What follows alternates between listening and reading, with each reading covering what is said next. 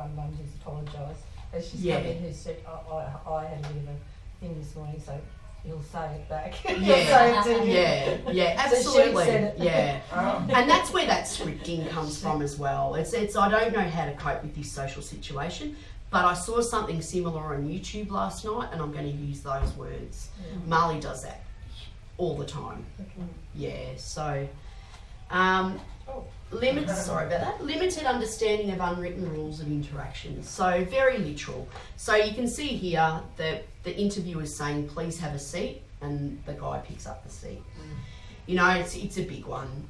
There's a really great example where a teenager with autism, mum leaves a note on the kitchen bench saying, can you put the chicken in the oven? I'll be home at 6.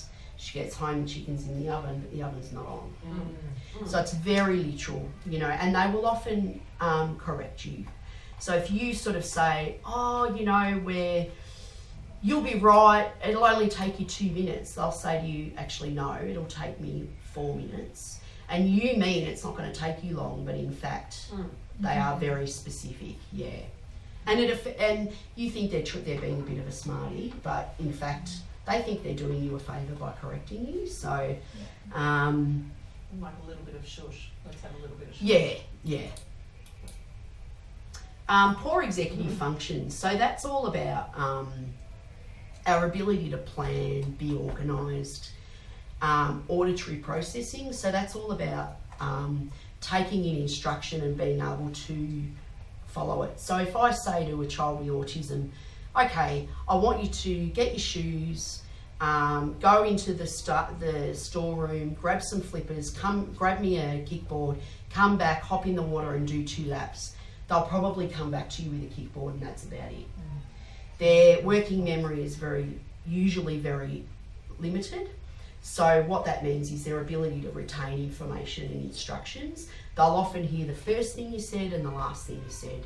And that's why it's so important that we show what we want rather than tell, because their ability to convert what you're saying into action is very, very limited. So we keep it short, instructions short. In this lap, we're going to work on breathing. In this lap, we're going to work on kicking, but we don't do both. And a lot of times as teachers, we just go, we're going to do this, Yeah. You know, even with the 3-year-olds today, I said, right, we're going to put our life jackets on in the big pool, then we're going to come back to the little pool, and then we're going to do this, you know, like, because you just do it, Yeah. you know. So, but even for the 3-year-olds, sometimes we have to take that step back and go, right, 1 or 2 instructions and that's it, you know. Yeah. They're often very, very uncoordinated and clumsy. So we're going to talk a little bit later about what we call proprioception and autism, but it basically means that their gross and their fine motor skills are poor. So often they're very clumsy, very uncoordinated. You'll see arms everywhere. You have a young boy on a Wednesday night who's a pure example of that. They have issues with perfectionism, particularly girls, fear of failure. Marley, when she first started swimming, would do 3 strokes and then look at the teacher to make sure that she was doing an okay job, because she felt that if she wasn't perfect, the teacher wouldn't like her anymore. So it's a real issue. So it's about trying to build them up and make sure they're okay, and making mistakes is okay. High levels of anxiety about the unknown, so real need for control, and can have obsessive interests. Garbage collection's a big one for kids with autism. For some reason, they love the whole concept of someone coming every week, taking their rubbish and putting it in a thing and driving away. They think that's amazing. Trains and princesses, big ones. Yeah, but it can be about anything, really. So sensory processing disorder. So it's a very common co-disorder with autism. We talk about sensory seeking and sensory avoiding behaviours. So sensory seeking is their sensory input is underdeveloped, so they're constantly seeking more input. So that can be the children that you see that go to a flashing light and stare at it. So that's their craving visual input. They're children that will get into your personal space and hug you, craving tactile input. Children that will chew their hand or a noodle or something like that, craving oral input. So all that sort of thing, that's sensory seeking behaviour. And then sensory avoiding is the children that don't want you to touch them, that won't wear goggles, so they don't like goggles on their face, and they will often take them on, put them off, take them on, put them off. And often children have a mixture of both. So there will be some situations where they'll be seeking, some situations where they'll be avoiding. But it will be an overwhelming part of their autism in almost all cases. The sensory stuff is probably one of the most important things. It's not yet considered a separate disorder formally. It is considered part of autism. In America, however, it is considered a separate disorder, and most people, it's pretty well accepted that it's only a matter of time before it will be considered a separate disorder. So we'll go over to the 7 senses. So we well-known senses, obviously: see, smell, taste, touch, and hear. 2 not so well-known senses are proprioception and vestibular. So proprioception is all about knowing what our arms and legs are doing. So you'll often, children of 3 or 4 have poor proprioception usually. So we'll say to a 3-year-old, when they first start doing freestyle, okay, we want to do this with our arms, and the child goes like this. And that's because their ability to know what their arms are doing is limited. They don't have the coordination yet. But often you'll get a 6-year-old that you'll say, do this with your arms, and they're doing this. And that is because they actually in their brain think they're doing this, but they don't actually realise what their arms are doing. It's our intrinsic nature. So if you close your eyes and put your finger on, I can put my finger on my nose, because even though I can't see my arm, I know what my arm is doing. Children with autism really struggle with that. So things like balance, coordination, riding bikes, swimming, all of those sort of things that require coordination are difficult. And you will often get children with autism that are in the same level for years. And that's why, because their proprioception's poor. So there are ways around that. When we talk about vestibular, we're talking about balance and inner ear. So they're the children that you see that lie on their back to float, and they're up like this, and they've got their eyes shut because they think they're under the water. And that's poor vestibular sensory input. So they actually think when they're lying on a 45-degree angle that they're actually flat, because their brain isn't aware of where their body is in space. Does that make sense? Yeah. So all of these things sort of impact, I guess, on swimming. So in terms of general life, a sensory seeker will spin, rock, be upside down, bounce. They're all over the place. That's Marley. That's my daughter. Constantly, you see her in the water and she's spinning around. She's upside down. She's doing flips, and it's because, and that's all about proprioception and vestibular input. She's constantly seeking that. Her body struggles to know where it is in space. So by flipping and doing all those sort of things, that she gets a reference from the ground and things like that as to where her body is. They may be loud, so they may actually not understand how loud they are, probably a bit like me and Estella. But you'll often hear them come into reception and they're really loud, and their parents are trying to say, just quieten down a bit, because they have an underdeveloped oral sensory input, so they actually don't realise how loud they are. Limited understanding of personal space, so they'll be in your face all the time. They'll talk to you really close. They'll constantly be trying to hug you, touch other children. They'll often be quite rough because they don't realise because they have difficulty knowing where their body is. They'll often not understand the concept of soft and hard touching.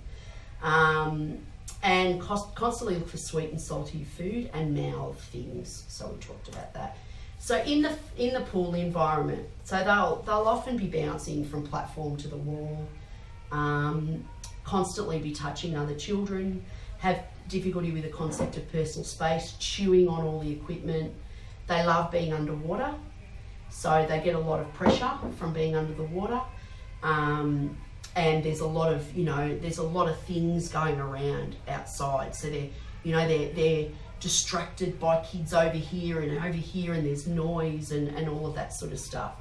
So they have a lot of difficulty paying attention. They use a lot of force, so they'll often bash the water.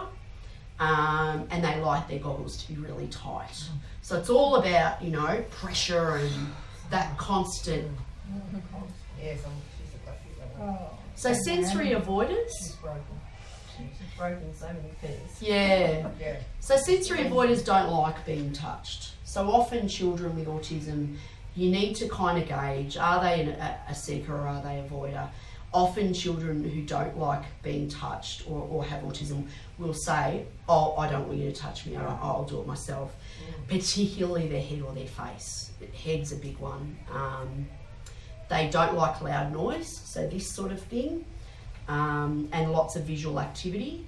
So they'll avoid activity where they're not on the ground. So jumping into a pool for a child who is a sensory avoider can be really distressing for them because they're not on the ground and they don't really understand where their body is in space.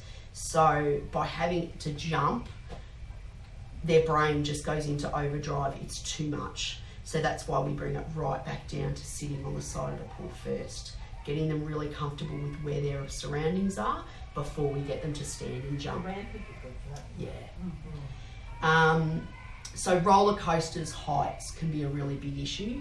They'll often have really strong food sensitivities, don't like strong odours. So they're the kids that'll, really pick up on every smell in the surroundings. Really difficulty making eye contact. I've had one of my nephews say to me, it's a bit, when someone asks him to look at them in the eye, it's like asking him to look at the sun. It's painful. So usually I'll say to a child with autism, I need you to look my way, not in the eye. But if you can look, at my ear or something, it tells me that you can hear me, rather than look me in the eye. And you'll often see them walking on tiptoes. They have very sensitive feet. I've got heaps of kids walking on tiptoes. Yeah. That is another thing altogether, though, isn't it? Isn't there something? It could be, Yeah. but It's got a it name. is an often an element of autism to do with that sensory avoiding. Obviously, the bottom of your feet is quite sensitive, and they often don't like that feeling on the bottom of their feet. Don't like tags and things like that on their clothes. So in the pool environment, it's difficult to teach them because they don't want you to touch them. So you need to think outside the square in terms of the equipment that we use. They can become really stressed with the loud noise and the busy activity of the pool. So that's really tricky. They can become stressed when asked to put their face in or head back. So water in their ears or that vestibular input can be really overwhelming. They can also spend large amounts of time underwater. So underwater can be really a sensory seeking behaviour, but also a sensory avoiding behaviour. When it's really loud and really bright, as soon as you go underwater, that stops. And it's quiet and they're getting pressure and everything can settle down. So often for kids with autism, it's difficult to keep them with their head out of the water. So if it's a one-on-one, that's okay because you can understand it. But if it's really group, tricky. It's a group class. For me, safety is always number one, and having other kids watch that can be detrimental to everybody's safety. So in that situation, not getting to know your kid and getting to know what kind of a day he's had, and I would, and I have before, say, we have to keep our head above the water. That's right. Or let's try something different, instead of focusing on that. I said, right, we're going to do this now and take his mind away or her mind away from being under the water. Yeah. Because otherwise you're letting one kid be under the water and then you're letting, got 4 kids and you're saying, and the parents who are watching, they don't know that child potentially has any medical issues. So it's very difficult from a teaching point of view and a disciplining and a safety. So But if you can't stop them, I sometimes say to them, he's not listening to me, he's under the water, look at him, he's under the water, he's not listening to me. Because if you can't stop them, you Yeah. can't stop them. Yeah. Something great that I remember you told me last year in Chelf was when I had a kid that had autism in my class and he just kept going under the water. And I didn't fully understand at the time when you explained like how it's just the being quiet under the water. Yeah. So what we ended up getting was, because it was in this pool, on the little step, and he'd lie there, have his ears in when he wasn't swimming, so he'd still be under the water. Right. He can close his Yeah. eyes and have his head back. Face was up, Yeah. but Yeah. it'd still be have that quiet until Yeah. it was his turn That's to good. go. Yeah. I suppose it's easier to Yeah. do that in this pool. Yeah, than well, when you're yeah. over When you're in here, the big pool. and then you've got the safe. You're like, it's a total. Yeah. We're actually going to talk a little bit about that later on. We've got a couple of little scenarios that I thought we'd talk about as a group, and that's one of them. Yeah, So and also not wearing goggles, obviously, in the pool. So for a sensory avoider, not wanting to hold hands, and that's fine. Sometimes what I do is I chuck them in the middle and we hold hands and we do ring a rosy around them or whatever they want, So we've talked about proprioception and vestibular. So sometimes what we need to be able to do, because we have difficulty expressing ourselves verbally, so our children can sometimes find that hard to process the words that we're saying. They may not like to be touched, and we want to show them visually. But if we've got a child that has proprioceptive issues, so we can say to them, I want you to do this with your arms, but in fact they're doing this and they think that they're doing big arms. We have to physically demonstrate what the correct feeling is. So when I'm doing my big arms, my muscles feel like this. And that may be actually holding a child's hand and physically moving their arms. So when you have a child with poor vestibular function, and you can see that you're showing them that they need to do arms like this, but they're not doing it, then we may need to move to actually physically manipulating their arms. Is that a mirror? Absolutely, a mirror is great. So that's a really good one if you've got a child that doesn't want to be touched. So it's very difficult for you to... So what I'll often say to parents is, this is what's happening when you're at home, because home is a much safer, more comfortable place. So it's easier for them to practice this sort of stuff at home when there's not all this other stuff going on.